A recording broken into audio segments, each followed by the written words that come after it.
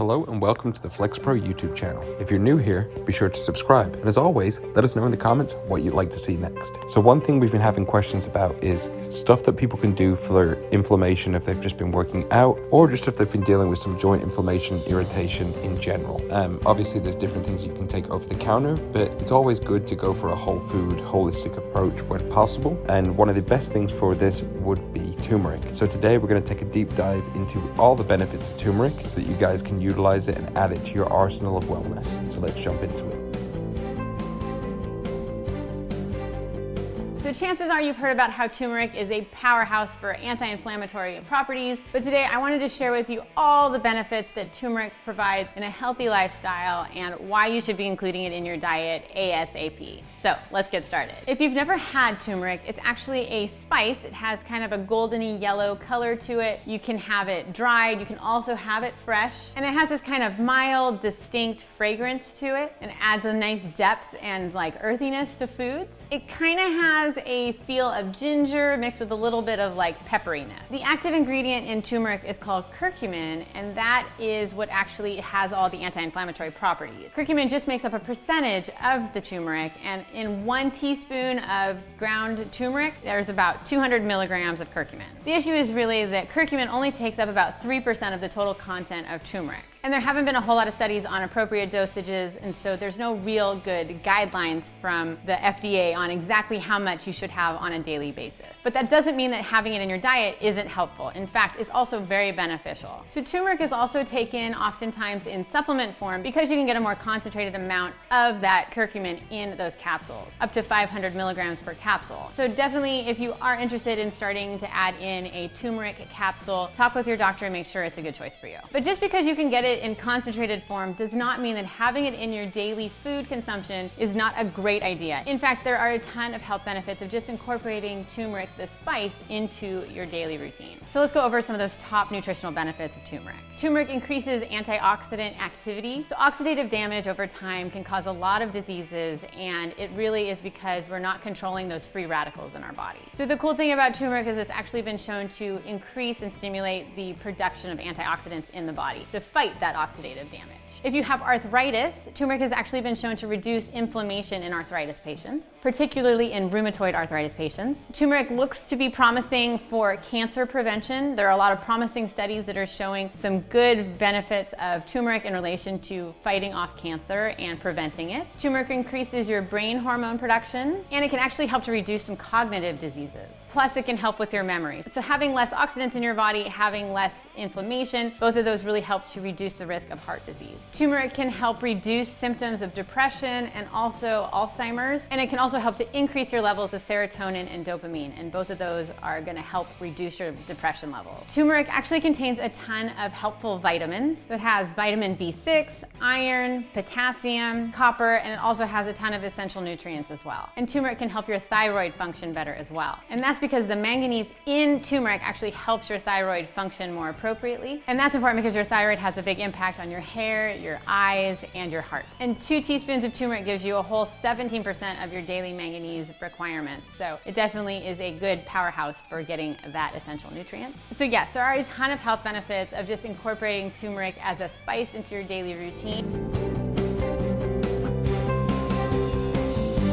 I wanted to do a quick video and share a tip on what to do for irritable bowel syndrome, as well as ulcerative colitis and Crohn's disease, and any type of inflammatory problem you have in your bowels. And it's using turmeric. Now, this was demonstrated both in animal and human studies using about 2 grams per day. And the active ingredient in turmeric is curcumin, okay? That's a special plant compound that is probably one of the most potent anti-inflammatory remedies found in nature. So you definitely want to use it if you have any type of bowel inflammation. It tends to inhibit 2 very powerful enzymes involved with inflammation. It'll help decrease pain and inflammation, similar to what aspirin and ibuprofen will do. And the mechanism is very similar to vitamin D. So you might even also want to add vitamin D if you have this. But turmeric is a very good thing because it's very effective and it has virtually no side effects. You can also increase the absorption 2 different ways. You take 1 tablespoon of curcumin powder and you mix it in with 1 to 2 eggs.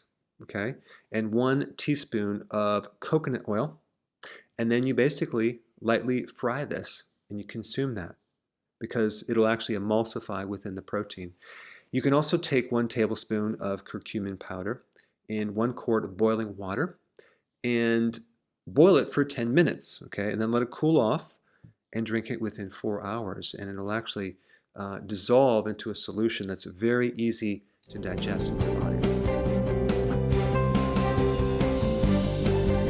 It seems like everyone and their brother has something to say about the benefits of turmeric.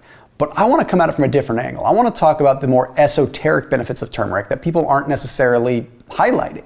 Now, I'll overlap some of the more common things, but I want to talk about things like autophagy and things like mitochondrial biogenesis and a little bit of the inflammation modulating effects, but come at it from a different perspective. Now, make no mistake, I am not trying to have this misconstrued for medical advice. I'm not saying that turmeric is better than any kind of, pharmaceutical. As a matter of fact, I consider them in different buckets. First piece I want to talk about is autophagy. Autophagy is your body's cellular recycling. It's where your body kind of has that survival of the fittest mechanism, and it knows that when, for example, you're not eating or you're fasting, you're exercising or whatever, your body becomes very, very just efficient and utilitarian, and it says, okay, I don't need this component of a cell, so I'm sort of going to self-destruct it and consume it. Basically, you're survival of the fittest. You're getting the stronger cells to survive.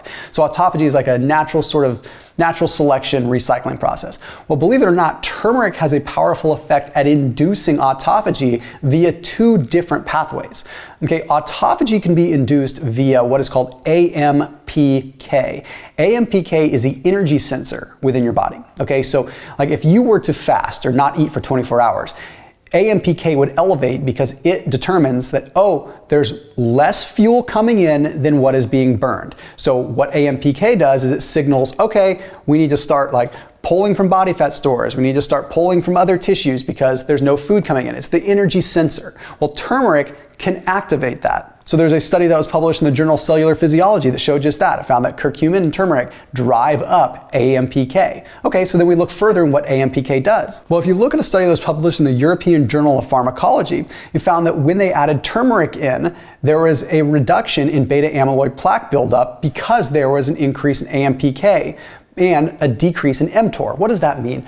Okay, well, mTOR is like the pro-growth signaling. mTOR is not bad. It gets a bad rap, but mTOR is like, pro-growth. When we're consuming protein, when we're eating, we're activating mTOR to grow, to rebuild. The opposite is autophagy. So this European journal demonstrated that, by consuming turmeric, we are shutting down the mTOR phase a little bit and getting more into recycling, which is very, very good for our body in a lot of cases.